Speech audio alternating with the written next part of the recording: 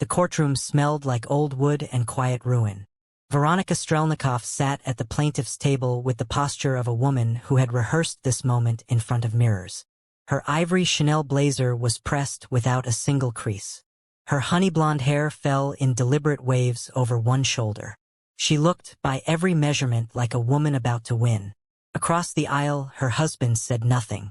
Damon Strelnikov sat in his wheelchair at the defendant's table, both hands resting flat on the armrests like a man who had nowhere urgent to be. He wore a dark charcoal suit, no tie. His jaw was set. His eyes, pale gray, the color of winter sky just before a storm decides what it wants to be, moved slowly around the room without hurry or panic. He did not look at Veronica. He looked, instead, toward the back of the courtroom. Seated in the third row from the last, nearly invisible between a court observer and an elderly man in a beige coat, was a woman named Wren Calloway. She was not supposed to be part of this story, not the version Veronica had written, anyway. She was the household staff.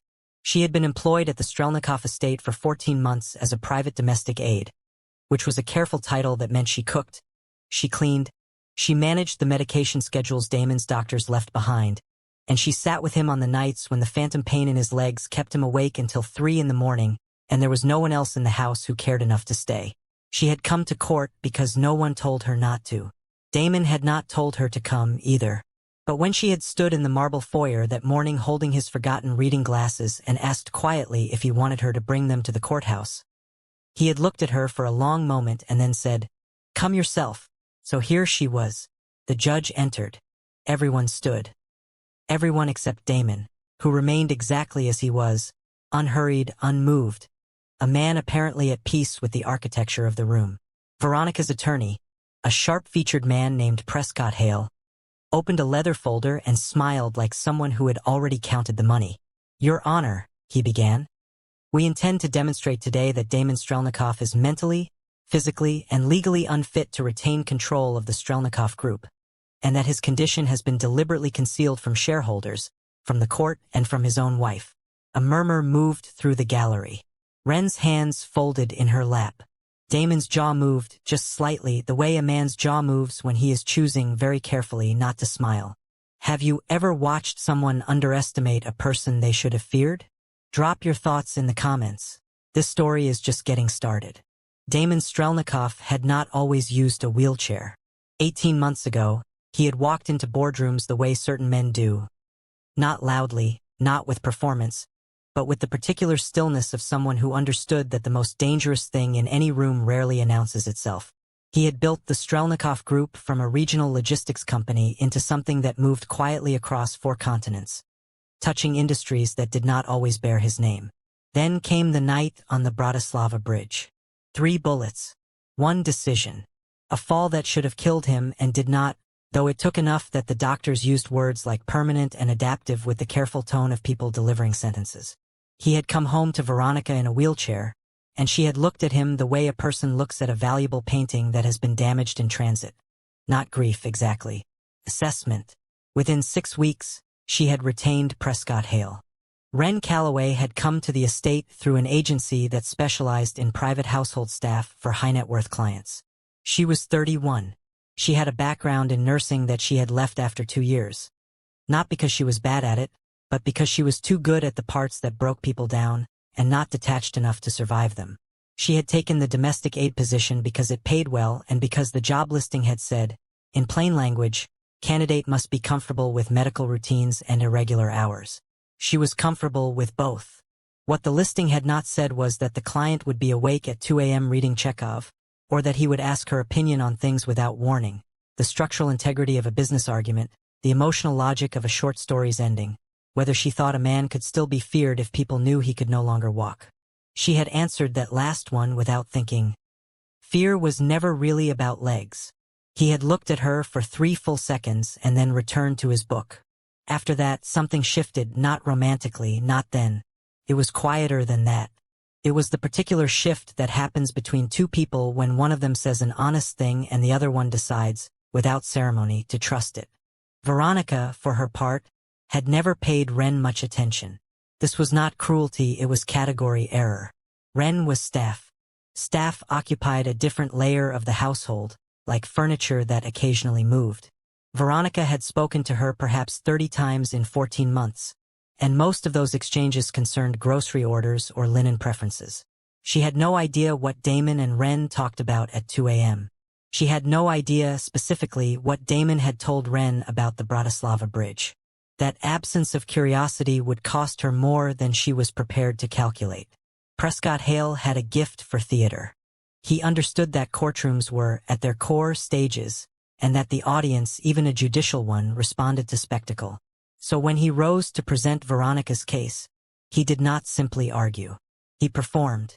Your Honor, we will show that Damon Strelnikov has, since his injury, demonstrated a consistent pattern of erratic decision-making, financial recklessness, and psychological instability that poses a direct threat to the Strelnikov Group's 14,000 employees and its shareholders. He paused for effect.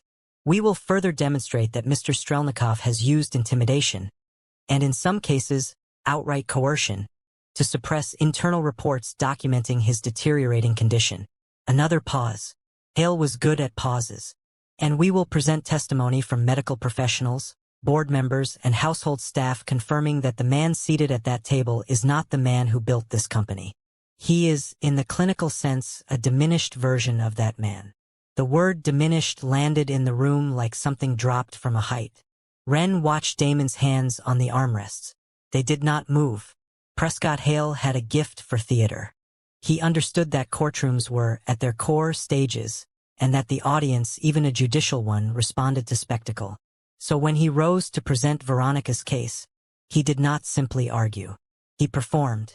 Your Honor, we will show that Damon Strelnikov has, since his injury, demonstrated a consistent pattern of erratic decision-making, financial recklessness, and psychological instability that poses a direct threat to the Strelnikov Group's 14,000 employees and its shareholders.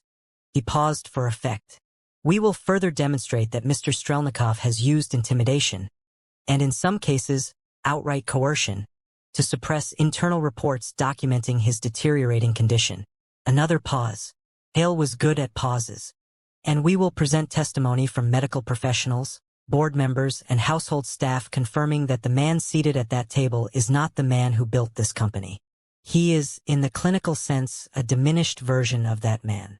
The word diminished landed in the room like something dropped from a height. Ren watched Damon's hands on the armrests. They did not move. Veronica took the stand 40 minutes later. She was composed, precise, and almost convincing. She spoke about her husband with the practiced grief of a woman who wanted the court to understand she took no pleasure in this. She described his rages, his paranoia, his refusal to accept medical guidance. She produced documentation, emails, internal memos, a letter from a psychiatrist whose credentials Damon's attorney would later dismantle methodically. Then Prescott Hale made his mistake. Mrs. Strelnikov, he said, turning toward the gallery with a lawyer's instinct for maximizing an audience. Can you describe for the court your husband's current quality of life? His daily functioning. Veronica folded her hands. He requires full-time assistance, she said. He cannot manage his personal care independently. He relies entirely on hired help for basic daily tasks. She let a breath go, small, sorrowful, sculpted. He is not the man I married. That man is gone. Silence. Then, from the defendant's table, Damon Strelnikov spoke for the first time. Counselor. His voice was quiet, the kind of quiet that required the room to come to it. I'd like to call a witness. Hale blinked. That's... Mr. Strelnikov, you're not. My attorney will handle the formality. Damon did not raise his voice. I'd like to call Ren Calloway. The name moved through the room. Veronica's composure cracked. Not visibly, not completely, but in the way fine porcelain cracks. A hairline fracture that changes the integrity of everything. She turned slowly toward the gallery. Ren was already standing. She smoothed the front of her dark dress, lifted her chin with the quiet dignity of a woman who had learned long ago that rooms like this were not built for people like her, and walked forward anyway. The oath was administered at 11:14 a.m. Ren's voice was steady when she repeated the words. She settled into the witness chair with the particular stillness of someone who had spent years making herself unobtrusive in spaces where other people held power, and had quietly learned everything about those spaces in the process. Damon's attorney, a spare, precise woman named Cecile Fontaine, approached without theater. Ms. Calloway, how long have you been employed at the Strelnikov residence? 14 months. And your role? Domestic aid. I manage household operations, coordinate with medical staff, and provide direct support to Mr. Strelnikov. Daily contact? Yes. In your 14 months of daily contact with Damon Strelnikov, Cecile let the duration land. Have you observed behavior consistent with the psychiatric assessment Mrs. Strelnikov's counsel has presented to this court? Wren's eyes moved briefly to Damon. He was watching her with the same gray steadiness he brought to everything. No, she said. Prescott Hale's cross-examination was aggressive in the way that revealed anxiety beneath it. Ms. Calloway, your household staff. Correct. Yes. Not a licensed psychiatrist. No. Not a physician of any kind. I have a nursing background. I left clinical practice. Hale smiled thinly. So your medical opinion? I didn't offer a medical opinion, Wren said. You asked about observed behavior. I answered. A small sound moved through the gallery. Not laughter, something more restrained. Recognition, maybe. Hale recalibrated. Isn't it true that your employment, your income, depends entirely on Damon Strelnikov retaining control of his assets? My employment depends on the estate's operation. Yes. So you have a financial incentive to testify in his favor. Wren was quiet for exactly one beat. Mr. Hale, Mrs. Strelnikov's attorneys contacted me 3 weeks ago and offered me twice my annual salary to testify that Damon Strelnikov was mentally unfit. She held his gaze. I declined. The room shifted. Hale's smile did not recover cleanly. Veronica was watching Wren now with an expression that had moved past assessment into something older and less controlled. There was a word for what crossed her face. Not quite jealousy, not quite fear. Something that lives between them, in the territory of a woman realizing she has misread the landscape entirely. She leaned toward Hale as he returned to the table. Where did that come from? She whispered. Hale's jaw was tight. I don't know. You don't know? She repeated. She wasn't in the discovery materials as anything beyond. She lives in my house, Prescott. Veronica's voice dropped to a frequency that did not carry. She has lived in my house for over a year. How did you not? We'll manage it. Veronica looked back at Wren, who had folded her hands in her lap again. Composed, unhurried, present. No, Veronica said quietly. I don't think we will. Cecile Fontaine did not waste the moment. She approached the witness stand a second time with a manila folder that she opened without ceremony. The gesture of someone who had been waiting patiently for exactly this point in the proceedings. Ms. Calloway, I'd like to direct your attention to the night of October 14th. Were you present at the Strelnikov residence? Yes. And was Mrs. Strelnikov also present that evening? Wren's expression did not change. She arrived at approximately 11 p.m. With whom? The room held its breath without knowing why. With Prescott Hale, Wren said. The silence that followed was a different quality than the silences before it. This one had weight. Cecile slid a photograph from the folder, a still image, timestamp visible, pulled from the estate's external security system. She handed it to the court clerk without looking at Hale. Your Honor, we'd like to enter this as Exhibit 14. Prescott Hale was on his feet. Objection. Relevance. Goes directly to the credibility of the petitioner and the origin of this legal action, Your Honor, Cecile said. The judge studied the photograph briefly. Overruled. Continue. What followed took 11 minutes. Cecile walked Wren through it with the methodical patience of someone laying floorboards. One piece at a time, solid, until you could stand on it. October 14th. Veronica and Hale arriving together. The conversation Wren had not intended to hear, carried through the kitchen ventilation system while she was preparing Damon's late medication in the adjacent room. Veronica's voice. The board needs to move before the quarter closes. If he regains full legal standing, we lose the window. Hale's response: the psychiatric filing buys us 60 days. After that, it depends on the judge. Wren had written it down that same night. Date, time, exact words. She had a habit of documentation, a nursing instinct that had never fully left her. She had told no one. She had simply kept the record. Until Cecile Fontaine had called her 4 days ago and asked, very carefully, whether she had ever witnessed anything that concerned her. Veronica did not move during the testimony. She sat with the stillness of a woman calculating whether stillness could still save her. Even now, her ivory blazer had not gained a single crease, but something beneath it had shifted fundamentally, the architecture of her composure developing fractures too numerous now to catalogue. Damon had still not looked at her. He was looking at Wren, not with triumph, not with the cold satisfaction of a man watching an enemy fall. He was looking at her the way he had looked at her the night she said fear was never really about legs, with the specific attention of a man who keeps being surprised by someone and has stopped pretending that surprises him. What would you have done with that overheard conversation? Stayed silent or spoken up? Tell me in the comments. The recess was called at 12:47 p.m. Wren stepped down from the witness stand and walked back through the gallery without looking at anyone in particular. She pushed through the heavy courtroom doors into the corridor beyond. Marble floors, high ceilings, the particular cold of institutional buildings that have never learned warmth. She sat on a wooden bench near the window and breathed. The testimony had cost her something. She had known it would.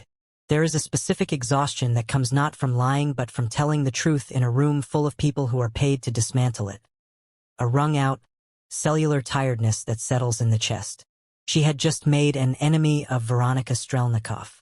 She was clear-eyed enough to understand what that meant. Veronica found her 12 minutes into the recess. She came alone, which was either brave or reckless. Wren could not immediately determine which. She stood at the far end of the bench and looked at Wren with an expression that had abandoned all its earlier architecture. What was left was rawer, less composed, more honest in its way than anything Veronica had shown the courtroom. You could have told me, Veronica said, what you heard. Wren looked at her steadily. And what would you have done? No answer came. I didn't think so, Wren said. Veronica's jaw tightened. You understand what happens now, when this falls apart. She gestured. A small, controlled movement that encompassed the courtroom, the building, everything beyond it. He will restructure everything.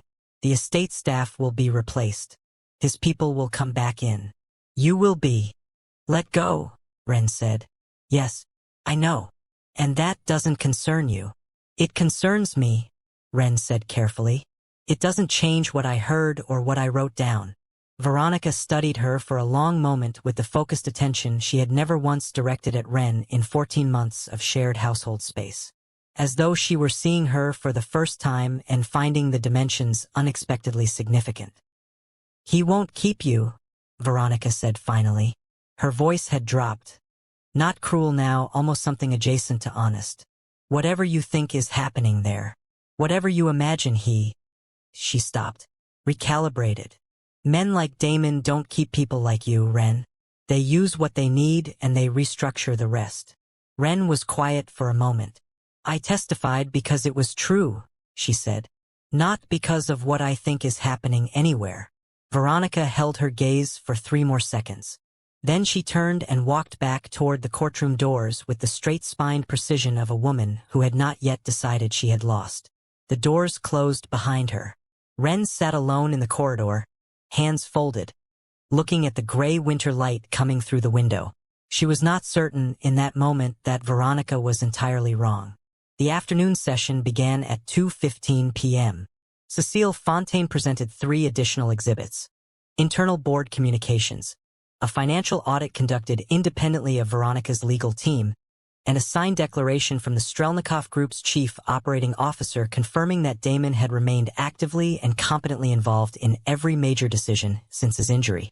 The psychiatric assessment Hale had submitted was cross-examined into near dissolution by a forensic psychologist Cecile had retained, who noted with academic precision that the evaluating doctor had spent 45 minutes with Damon Strelnikov and had never reviewed his actual medical records.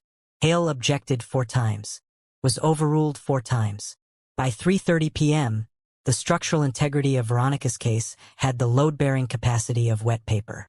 But it was what happened at 3:47 p.m. that the gallery would remember. Damon Strelnikov asked to address the court directly. The judge granted it, unusual but not without precedent in competency hearings where the subject wished to speak on their own behalf. He wheeled himself forward without assistance. He stopped at a measured distance from the bench and looked up at the judge with the gray-eyed composure that had apparently survived Bratislava, 3 bullets, and 14 months of a wife who had been quietly engineering his removal. "Your Honor," he said, "I won't argue my competency through proxies. You've heard the evidence." A pause, not theatrical, just the natural weight of a man choosing words that cost something. "What I will say is this. I built the Strelnikov Group across 22 years. I made decisions in that time that I am proud of and decisions I am not. I have never once made a decision from a place of diminishment." His jaw moved slightly. "My legs don't work. My mind does. I'd like the court to treat those as the separate facts they are." Silence. Then, quietly, "I'd also like the record to reflect that the woman who testified this morning did so at personal risk and without any instruction from me or my counsel. She acted on her own integrity. That's—" He stopped for a moment that felt unscripted. "That's rarer than it should be." Wren, in the 3rd row, looked at her hands. Something Veronica had said in the corridor was still moving through her. Men like Damon don't keep people like you. And she was doing the honest work of sitting with it rather than dismissing it. Because Veronica, whatever else she was not stupid. She had known Damon for years. She understood the geometry of his world. But then Wren thought about 2 a.m. and Chekhov, and fear was never really about legs. She thought about the way he had said "come yourself" that morning. Not as an order, not as a request. As an invitation extended by someone who trusted the answer. She looked up. Damon had turned his chair slightly. He was looking directly at her. The judge's ruling came at 4:22 p.m. It was not dramatic in its delivery. Judges rarely are. She read from prepared notes in the measured cadence of someone who had made the decision hours ago, and was now simply giving it language. The petition to declare Damon Strelnikov legally incompetent was dismissed. The counter-evidence presented regarding the petitioner's collaboration with opposing counsel prior to filing was referred to the Bar Association for review. The financial injunction Veronica had placed on the Strelnikov Group's primary accounts, executed 3 weeks prior, quietly, through a subsidiary clause in their prenuptial agreement, was suspended pending a full forensic audit. Prescott Hale closed his leather folder and did not look at his client. Veronica sat with her hands in her lap and her eyes fixed on the middle distance, that particular stillness of a person absorbing the full architecture of a miscalculation. She had entered this courtroom this morning as a woman about to win. She was leaving it as a subject of a bar inquiry with a suspended injunction and a forensic audit arriving like whether she could not redirect. She did not look at Damon. She did not look at Wren. She gathered her coat with precise, unhurried movements and walked out through the side door before the gallery had fully processed what had happened. The room emptied in stages. Cecile Fontaine shook Damon's hand and spoke quietly about next steps. The audit timeline, the board communication, the press statement that would need careful calibration. He listened, nodded, asked 2 specific questions. She answered them. They agreed on a call for the following morning. Then Cecile left, and the courtroom was nearly empty. Wren was gathering her coat from the gallery bench when she heard the soft roll of wheels on marble. She did not turn immediately. She finished buttoning her coat with the methodical patience of someone buying themselves a moment to decide what their face should be doing. "Wren." She turned. Damon had stopped a few feet away. He looked, for the first time all day, like a man who had set down something heavy. Not defeated, not relieved exactly. Recalibrated. The gray eyes were direct and unhurried, the way they always were. But there was something present in them now that the courtroom's formality had kept banked. "You didn't have to come," he said. "You brought your glasses," she said. "Someone had to return them." The corner of his mouth moved, almost a smile, earned rather than performed. Veronica's attorneys offered you twice your salary. I know what they offered. Why did you decline? Ren was quiet for a moment. The honest answer was layered, and she was not yet prepared to hand him all of it. So she gave him the layer that was true without being everything. Because what I heard was what I heard, she said. And I wrote it down. He looked at her for a long moment. I'm restructuring the household arrangements, he said carefully. After the audit, things will change. I know. I'd like you to stay. The words landed simply. No architecture around them. No performance. Ren held his gaze and felt Veronica's voice move through her one final time. Men like Damon don't keep people like you. And then, quietly, she let it go. We should talk about what that means, she said. Properly. Yes, Damon said. We should. 3 months later, the Strelnikov Group released its quarterly report. It was, by every financial metric, the strongest quarter in 6 years. The forensic audit had concluded without criminal referral. The suspended injunction had been lifted. The subsidiary clause in the prenuptial agreement had been ruled invalid. And the divorce proceedings Veronica had simultaneously filed were moving through a separate court with considerably less theater than she had brought to the competency hearing. Prescott Hale was under bar review. The board, which had been quietly fractured for 18 months between members loyal to Damon and members who had been cautiously courted by Veronica's faction, had realigned with the particular swiftness of people who have correctly identified which way the ground is settling. Damon had not made a single punitive move against any of them. This, more than anything, had unsettled those who expected otherwise. The estate was different now. Not dramatically, not in the way of renovation or replacement. The same rooms, the same marble floors, the same windows that let in gray winter light that was slowly, by degrees, becoming spring. But the quality of the air had changed. Houses hold the atmosphere of the people who occupy them, and the people had changed. Ren still made breakfast at 7. She still managed the medication schedule and coordinated with the physical therapist who came on Tuesdays and Thursdays.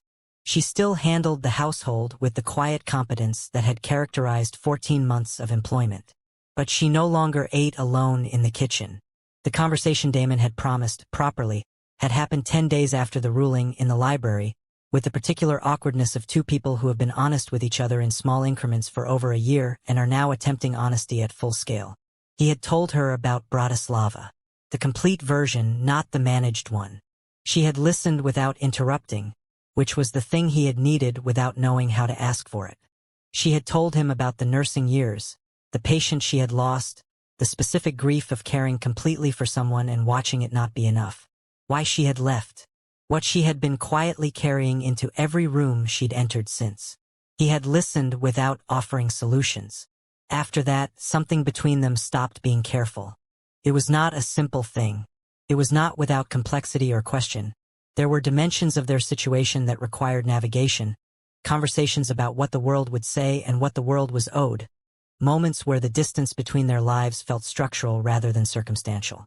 But they were both people who had learned, through different routes, that honest ground was worth more than comfortable distance. Spring arrived the way it always does, not announcing itself, simply appearing one morning in the quality of light. Ren was at the library window when Damon came in. He stopped beside her without a word. They stood together looking at the grounds, the first green appearing in the gray garden, tentative and genuine. Veronica thought you'd let me go, Ren said. I know what Veronica thought. A pause. She wasn't entirely wrong, Ren said carefully. About the complexity. No, Damon said. She wasn't. He reached out and took her hand. Not dramatically. Not with performance. The simple, deliberate gesture of a man who had decided, and was done being indirect about it. Ren looked at their hands for a moment. Then she looked at the garden. It's going to be a good spring, she said. Damon said nothing, but the corner of his mouth moved in that way it had earned, unhurried, real. Outside, the first green held against the cold and kept growing. This story explored what happens when integrity costs something real, and what it means to be truly seen by someone who had every reason to look away. What was your biggest takeaway? Share it in the comments below. And if this story moved you, Consider subscribing for more stories that go beneath the surface.